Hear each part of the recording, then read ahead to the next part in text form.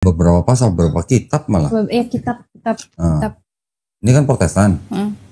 66 kitab. Ini yang Katolik 73. Ini tebel karena ada tafsirnya. Tafsir. Yang catatan tadi tuh, catatan kaki itu. Oh. Tapi yang kitab yang kebanyakan orang Katolik nggak ada tafsiran, jadi nggak setebal. Kalau nggak pakai tafsir segini tebelnya.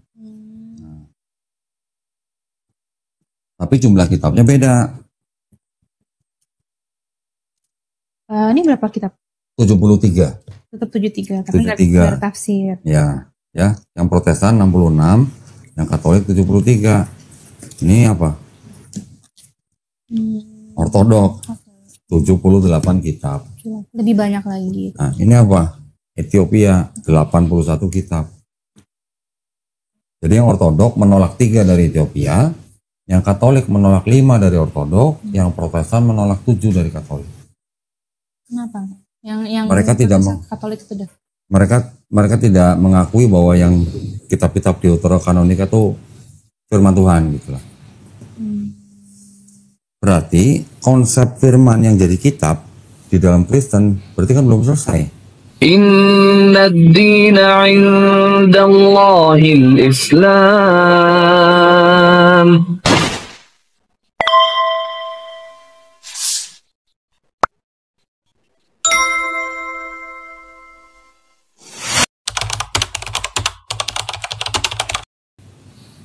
Ada yang 66, 73, 78, 81 kitab, beda-beda, ya kan? Kemudian dalam konsep ketuhanannya, konsep firman yang jadi manusia, Yesus, Tuhan atau bukan, juga belum selesai. Kristen Protestan atau yang Trinitarian, nah ini semua Trinitarian nih, kan bilang Tuhan itu Esa tapi punya 3 pribadi, satu hakikat. Ini yang disebut Trinitas. Kelompok ini yang disebut Trinitarian. Ada kelompok Kristen Unitarian. Pernah dengar saksi Yehova? Iya. Ini Unitarian. Walaupun secara umum pemikirannya sama dengan aliran Kristen Arianisme, tapi mereka ada bedanya lah, tetap ada bedanya dalam konsep surga neraka kalau salah. Ya ada lagi Kristen yang disebut dengan Kristen Oneness.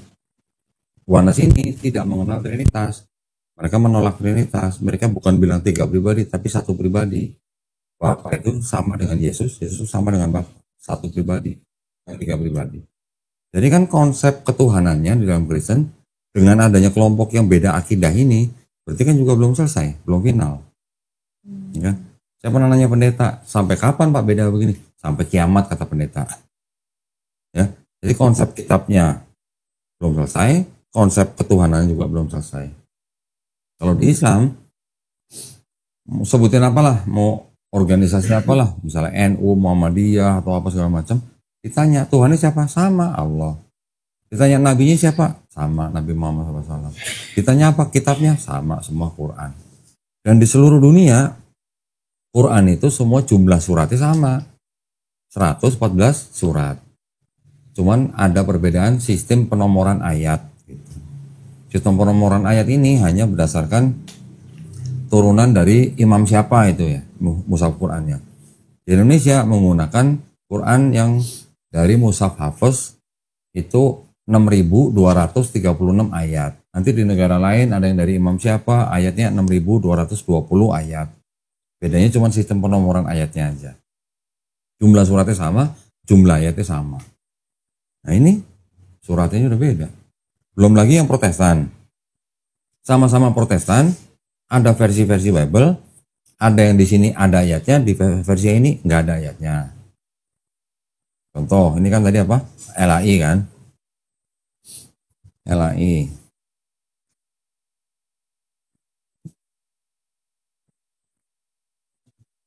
Ini ada yang KJV.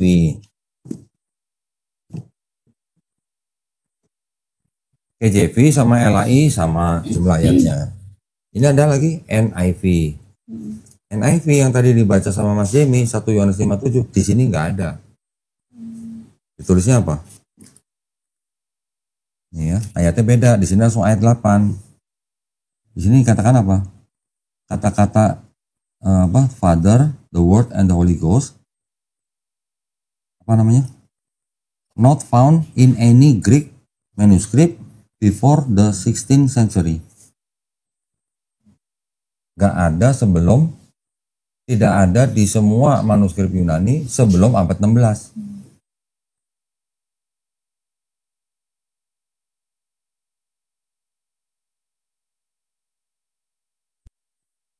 Nanti ada lagi Bible versi RSV, Revised Standard Version. Ayat ini juga nggak ada. Dan ayat ini tadi baru salah satu dari sekian banyak ayat yang nggak ada atau yang tidak asli di dalam Bible. Ini saya bisa kasih contohnya.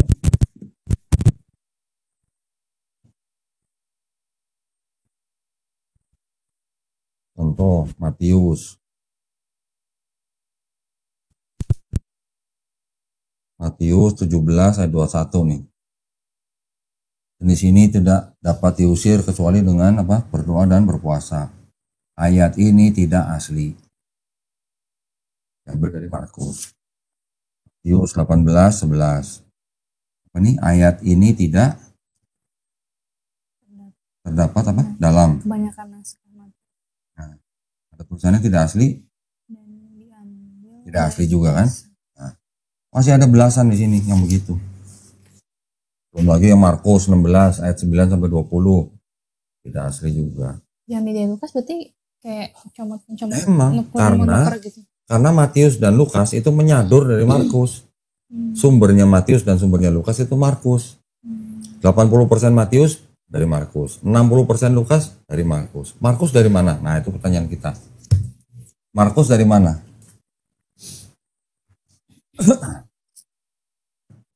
Markus ternyata nyadur tulisannya penulis namanya Homer. Homer itu yang nulis kira-kira tahun 800 sampai 700 sebelum Masehi. Nulis tentang siapa? Raja Odyssey.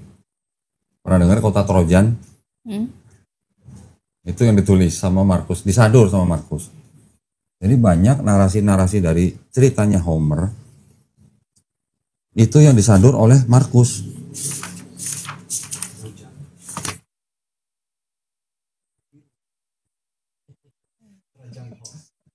Ini Odyssey, ini Markus.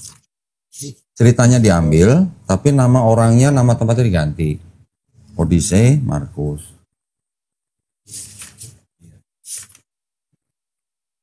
Ya belum selesai sih bacanya. Odyssey, Markus. Itu nama Raja. Jadi penulis Markus menyadur dari Homer, Matius dan Lukas menyadur dari Markus. Yohanes nyadur dari mana? Dari penulis namanya Euripides. Cerita tentang apa? Cerita tentang Dionysus, anak dewa Zeus.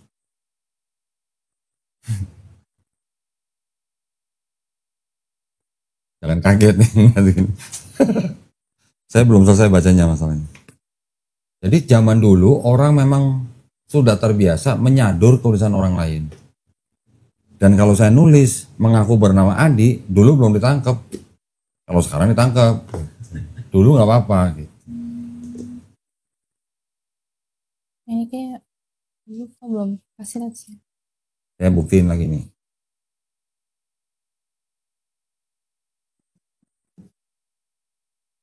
Ini kan Yohanes kan? Dionysus, anak dewa Zeus. Berarti itu kan sistem kepercayaan Helenisme. Nih, John 1:1. Pernah dengar? Ingat dong, in the beginning was the word, and the word was with God, and the word was God. John 1:1.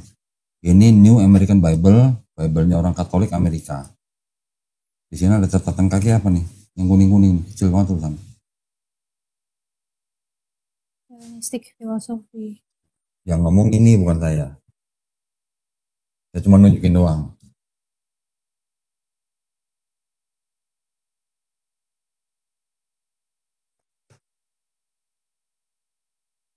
Pernah dengar Justin Martyr? Bapak gereja. Bapak gereja ini menulis surat kepada anaknya sendiri dan kepada Senat Romawi. Surat ini ditujukan to the Emperor Titus Aelius Adrianus Antonius Pius Augustus Caesar dan kepada putranya sendiri Vericimus the philosopher and dan kepada Lucius filosofer, filsuf lah ya. Ini baca sendiri nih.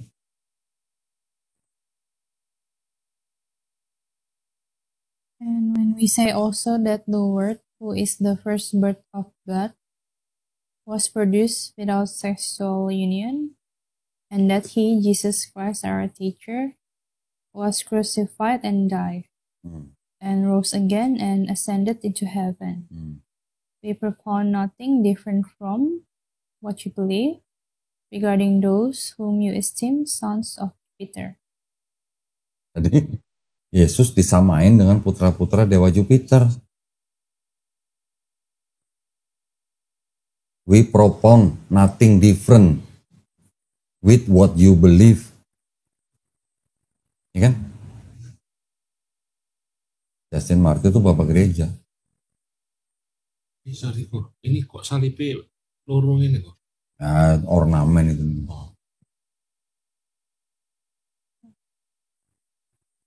Kalau Jupiter punya anak Merkuri, Zeus punya anak Perseus atau Hercules, ini kan yang Zeus ini di Yunani, yang Jupiter di Romawi. Yang di Yunani disebut Helenisme, yang kalau yang Romawi disebutnya paganisme. Gitu. Pagan tahu nggak? Pagan itu sistem kepercayaan yang percaya bahwa setiap elemen dari alam semesta ini punya penguasa. Langit punya penguasa, gunung punya penguasa, laut punya penguasa gitu. Dewanya yang paling tinggi Jupiter. Kalau yang di Yunani, dewanya paling tinggi Zeus. Dewa ini bisa punya anak dari manusia, anaknya setengah manusia, setengah dewa. Tuhan bahasa Inggris apa? God. Dewa bahasa Inggris apa? God juga. Jadi sama Tuhan sama dewa. Jadi dewa itu juga dianggap punya sifat ilahi gitu. Kristen. Ada satu lagi.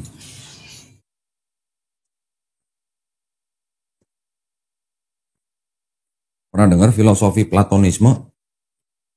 Beberapa tahun sebelum Masehi lah. Ini buku dari Santo Agustin. Judulnya Confessions. Dia bilang apa nih? Berkaitan dengan John 1:1 loh. Disebutin di sini apa?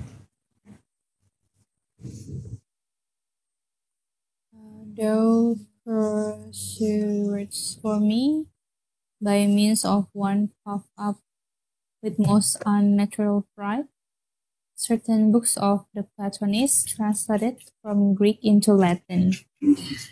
And therein I read, not indeed in the very words, but to the very same purpose, enforced by many and diverse reasons. In the very same purpose. Ya kan? Yeah. Kalimat apa? In the beginning was the Word, and the Word was with God, and the Word was God. Diambil dari buku-buku Platonis.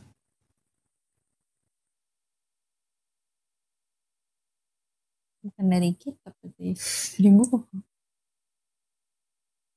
Oh iya, dari that in the beginning was the Word and the Word was with God.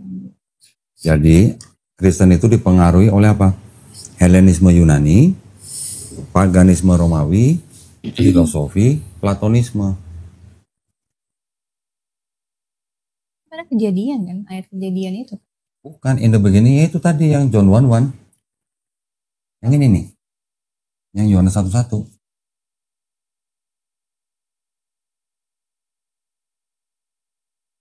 Ini tadi, in the beginning was the Word, and the Word was with God, and the Word was God. Di sini disebutin Hellenistik. Di sini Platonisme juga sama. Ada kan, in the beginning was the Word, and the Word was God. Nah itu diambil dari buku-buku Platonis yang diterjemahkan dari bahasa Yunani ke bahasa Latin. Jauh sebelum kitab Matius, Markus semuanya itu dibikin ya. Yang mana? Yang Yohanes 1:1, yang John 1:1. Platonisnya Oh, kalau Platonis itu beberapa ratus tahun sebelum Yesus. Iya. Ya, Platonis itu kayak Romawi gitu, Yunani. Nah, filosofi. Kan Yunani kan macam-macam, tadi ada Aristoteles, ada Socrates, ada Plato, ada Philo, gitu-gitu lah. Ini pada sering dengar di khotbah nih ayat ini. Nah, ya in the beginning was the Word. Iya. Itu berasal dari Helenisme dan Platonisme. Yang disebut dengan logos itulah. En arche, en hologos. sering dengar padahal. Kental banget ya ininya. Pendeta mana mau ngajarin bahwa itu asalnya dari sini, dari sini, dari sini. Buku-bukunya ada. Yang ngomong malah orang-orang Kristen. Ini Santo Agustin. Tadi Justin Martyr.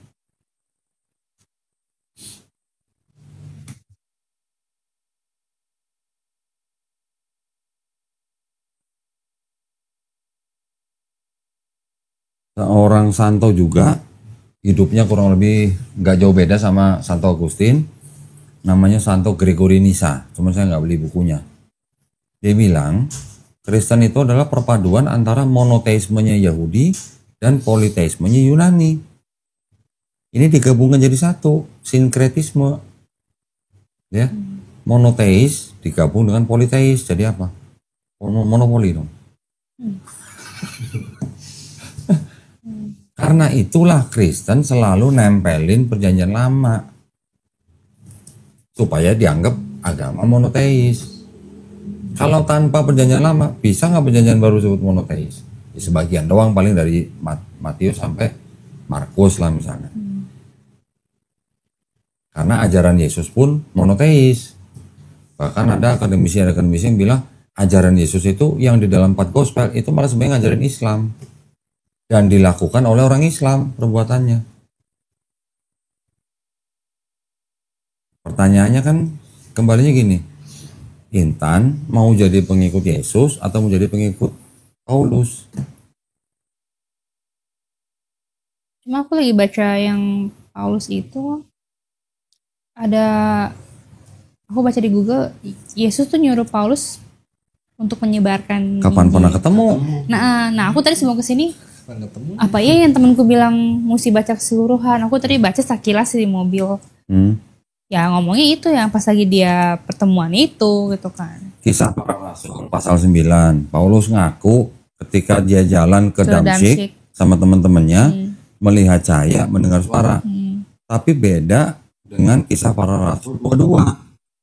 Nanti ada yang dibilang ini teman-temannya mendengar suara melihat cahaya, yang dibilang cuma dengar suara doang, nggak ngeliat cahaya. Itu beda, kontradiksi. Nah yang salah yang mana gitu maksudnya. Masih dalam satu kitab namanya Kisah Para Rasul. Ayat apa ya Pak? Pasal 9 sama pasal 22. Ya nomor Intan ada nggak sih? Kalau ini saya keep ini sebentar.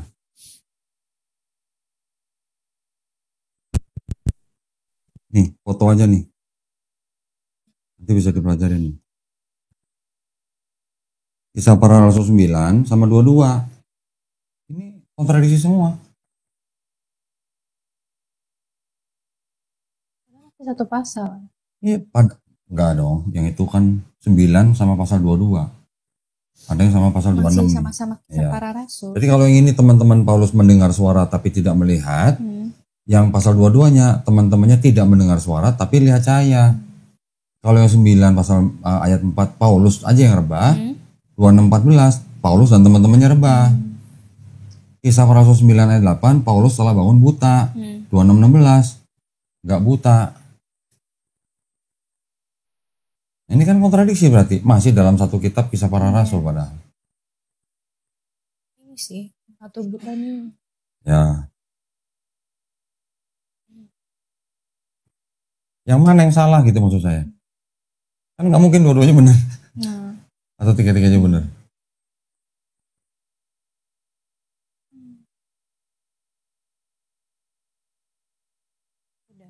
Walaupun Paulus juga nggak 100% salah. Karena Paulus masih ngajarin pakai kerudung buat wanitanya, ya kan? Tapi dimodifikasi sama gereja dan beda dengan ajaran Yesus. Terutama tentang dosa waris. Konsep keselamatan. aku tadi mikir apa memang seiring waktu Yesus berubah keputusan terus dia nunjukin di ke Paulus, tapi Kalau berubah keputusan bisa nggak disebut pelin-pelan? iya. Loh iya dong. Kalau berubah keputusan pelin-pelan dong berarti. Harusnya kalau memang dia kan Tuhan harusnya tahu di kedepannya dia bakal ketemu Paulus terus berubah. Tapi Iya. kan enggak. Iya. Loh kita Nggak sih dapat tidak wahyu. mengkritisi. Kita tidak mengkritisi. Kan kita di Islam beriman kepada Nabi Muhammad SAW yang mendapat wahyu melalui malaikat Jibril alaihissalam. Itu adalah peristiwa yang boleh dikatakan peristiwa yang luar biasa buat seorang manusia yang hidup 1500 tahun yang lalu, nggak pandai baca tulis, hidup dari budaya bangsa yang mungkin dianggap terbelakang. Islam punya tradisi seperti itu. Kristen punya tradisi, Paulus diceritakan bertemu Yesus dengan melihat cahaya dan mendengar suara. Itu adalah tradisi Kristen. Tapi yang kita kritisi kan kenapa beda-beda gitu loh. Kisah para Rasul 9 sama Kisah para Rasul 22 dan 26. Selama konsisten kita nggak berani klaim, nggak berani komplain. Gitu. Tapi kalau nggak konsisten itu kan yang kita bisa tanyakan. Itu kok bisa diulang-ulang itu kok kisahnya? Kok Emang? maksudnya pertemuan yang dia rebaskan kok bisa diulang lagi? Kan yang ini sedang cerita kepada siapa? Yang pasal 22 sedang cerita kepada raja gitu. Karena 2 kali cerita, kalau nggak konsisten kan kita nanya. Yang ini kok katanya yang merebah cuma Paulus, yang ini Paulus dan teman-temannya ikut rebah gitu. Itu. Teman-temannya rebah berarti ada lebih dari satu ini. Harusnya kan lebih dari satu yang menerima wahyu dong. Iya. Ya maksudnya gitu. Kita nggak apa namanya?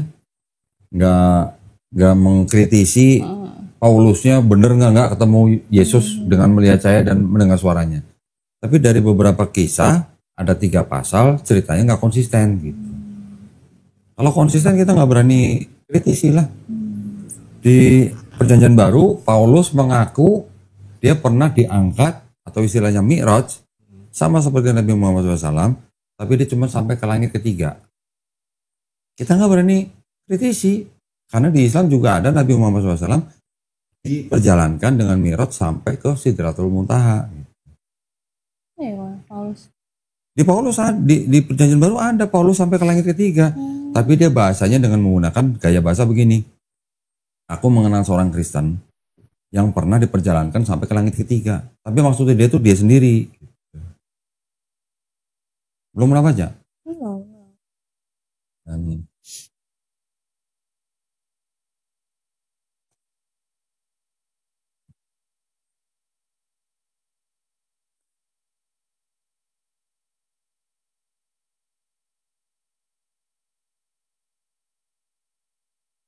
Dua Korintus mana Bible? Ini bawah. 2 Korintus 12 ayat 2.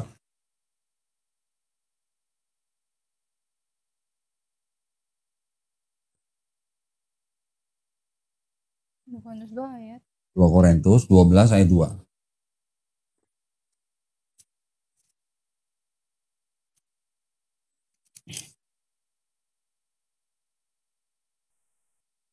Aku tahu tentang seorang Kristen 14 tahun yang lampau, entah di dalam tubuh, aku tidak tahu, entah di luar tubuh, aku tidak tahu, Allah yang mengetahuinya. Orang itu tiba-tiba diangkat ke tingkat yang ketiga dari surga. Yang dimaksud di situ adalah Paulus sendiri. 14 tahun yang lampau. Kita nggak kritisi yang begitu, karena di Islam juga ada Nabi Muhammad SAW Mi'raj. Selama ceritanya nggak konsisten ya itu hak dari masing-masing agama. Gitu. Oh iya, itu dia bilang, iya tiba-tiba diangkat ke Firdaus.